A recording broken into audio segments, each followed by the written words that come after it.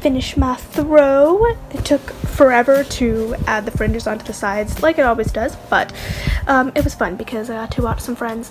I haven't read anything at all today because this is what I've been doing today, so I think it's about time that I start some reading. I started How Far We Go and How Fast yesterday and got like 8 pages in, so that's fun.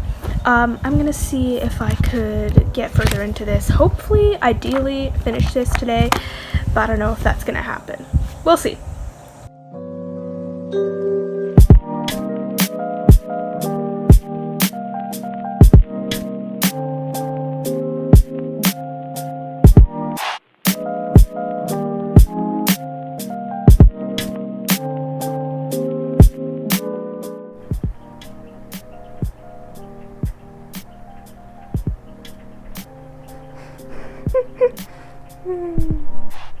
He's just smushed against the wall.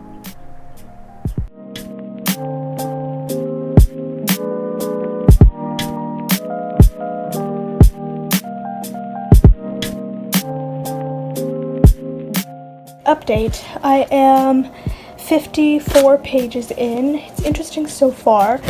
Getting to learn a lot about the main character. There's some info dumps, but I've actually kind of liked the way it's done. The author kind of made the info dumps interesting. I'll explain about that a bit later, but right now I'm gonna head out for a run because it looks like it's not too sunny outside.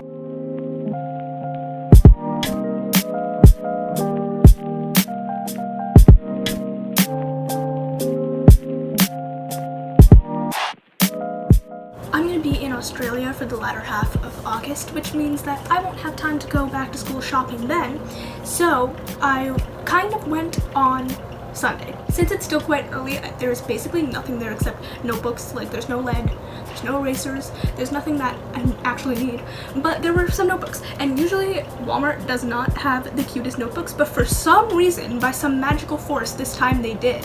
First off, it's just like the boring one for math, which bye. But the rest of the notebooks are actually really cute. I need 4 by my count right now, but knowing me, I'm obviously gonna start the year and then suddenly realize, wait, I need 1 more. But for now, I have 4. There's this one that says notes. It's so like just cute and aesthetic and makes me happy, which I need that because school does not make me happy. This one will probably be my English notebook. It has this weird like stripe down the middle, which I'm not fan of. I don't know why it's there. I feel like maybe that's where it was bound with the other notebooks. I don't know. So that's notebook number 1. Next up, I'm feeling the Ariel vibes because I got some mermaid scales. This will probably be French. Ooh, it's like ombre on the back. That's cute too.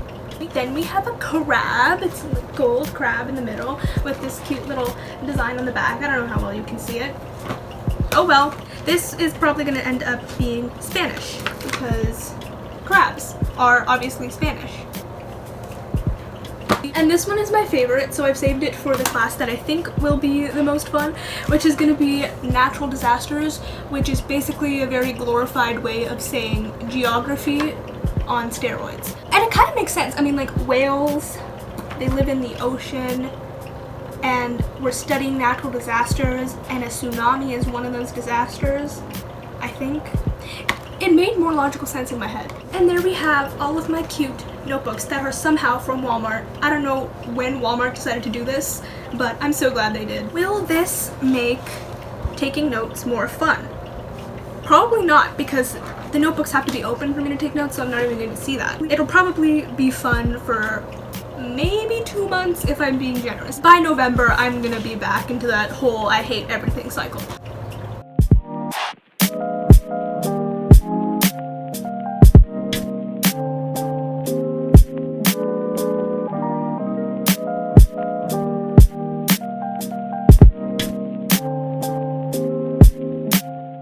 Yesterday I got to page 172 in How Far We Go and How Fast, and I'm gonna try and finish this today, but first I'm gonna do an upper body workout, and then I'll read.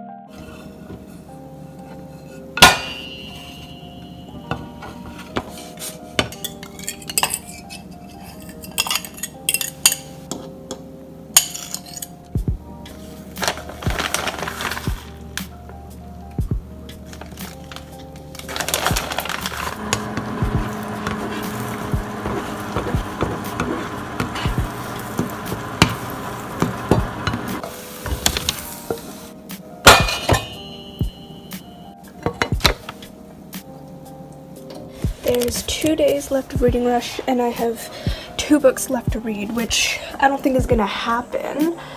So I've decided that I'm gonna start with The Hate You Give because this is covering 2 challenges instead of 1 like Cinder is up there. If I manage to finish this by the end of the 2 days, that'll mean I did 6 out of the 7 challenges instead of 5 out of the 7, which would be the case if I read Cinder right now. So, and since I've already read Cinder, I feel like reading The Hate You Give would just be more fun for me. So that's what I'm gonna do.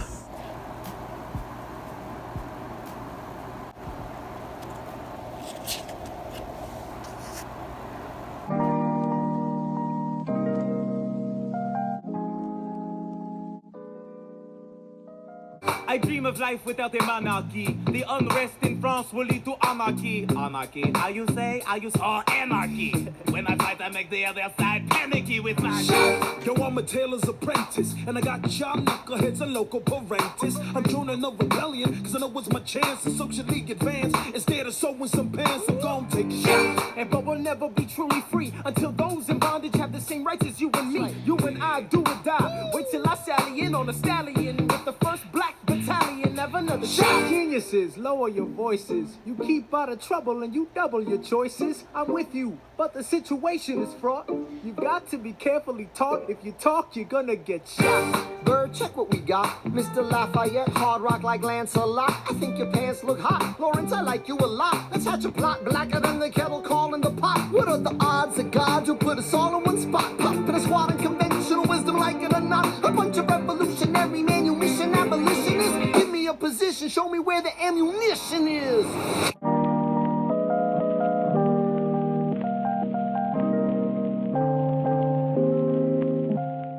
Look who decided to finally change their shirt. Reading Rush is officially over, and here is everything that I managed to read. The first book I finished this week was Harry Potter and the Philosopher's Stone by J.K. Rowling. What can I say about this? It was just as great as it's always been. This is the first time that I actually audiobooked it, so it was kind of a new experience for me, but it's the same old Harry Potter that I love and will always love. Reading Harry Potter just makes me so happy. It makes me feel like I'm home, in a sense. I just know this story in and out so well. I know every single thing that happens. I think Harry Potter might be the one topic in which I know the most about ever. This book fulfilled the challenge of reading and watching a book-to-movie adaptation. The movie was great. It was really fun to revisit the world, and I'm thinking of starting a reread because reading this just really made me want to read the next one, so we'll see. It was a easy 5 out of 5 stars for me. The next book I finished was The Invention of Hugo Cabret by Brian Selznick. This was another reread for me, and it was just as amazing as it always is. This book fulfilled the challenges of reading a book with a title with 5 or more words, and also reading a book in the same spot for the entire time. I read this on my bed the entire time. It was super fun, easy read. This is one of my favorite children's books of all times, so I'm not gonna stop rereading this. I will keep rereading it more and more in the future. I'm also gonna keep rereading his other books. I think I've only read The Marvels and Wonderstruck once, so I'm excited to read those more and more. Easy 5 out of 5 stars again. The next book I completed was How Far We Go and How Fast by Nora Dector, the first book on this list that I hadn't read yet. This book was fulfilling the challenge of reading a book with purple on the cover, and technically I guess it can count as reading an author's first book because it is Nora Dector's debut novel. I didn't technically assign it to that, but I kind of ended up doing the challenge anyway with this book. I don't know if I'm gonna count it. I enjoyed this book for the most part. One thing I wish that was a little different was the main character's brother. His name's Matt, and in the beginning of the story he sort of leaves her hometown, and a lot of the story revolves around the main character Jolene learning to let go of him, I guess. I wish we could have explored the character of Matt a bit more. He was mentioned here and there, and we did get a few flashbacks with him just to build on the relationship, but I wish we could have gotten more of that. I feel like a lot of the times he would be mentioned, but other than that, he wasn't really present in the story. And I think for a book that has a premise that really revolves around this character, I feel like we could have had a bit more of him, and I wouldn't be mad about that. Because sometimes I felt like they'd mention him, and then we'd go a long period of time with not really hearing about him, and then we'd mention him again, and it's sort of like jarring because I sort of forgotten that he was even part of the story. Yeah, I just wish we learned a bit more about Matt. I wish we'd seen more of him in flashback, seeing as he is gone in the book, but I wish we had more Matt. Overall, it was an interesting read. I would recommend. 4 out of 5 stars. The next book that I started but failed to finish, like really failed to finish, was The Hate You Give by Angie Thomas. This one was supposed to be covering the challenges read an author's first book, which I kind of did with how far we go and how fast. And it also was supposed to cover read a book you meant to read last year. Unfortunately, that didn't happen. I got about 56 pages into this before the week ended. I started reading this on Saturday. Little did I know that Saturday and Sunday were extremely busy days for us. I'm kind of sad that this didn't work out, but I'm just gonna continue reading it. All things considered, I still think of Reading Rush 2019 as a success. I managed to read 3 books, and I completed 5 out of the 7 challenges, if we're counting reading an author's first book, which I guess we are now. I ended up having a lot of fun, read some great books. I hope to do this again next year. If you liked this, feel free to leave a thumbs up and maybe subscribe because that's always nice. This has been a video. Bye!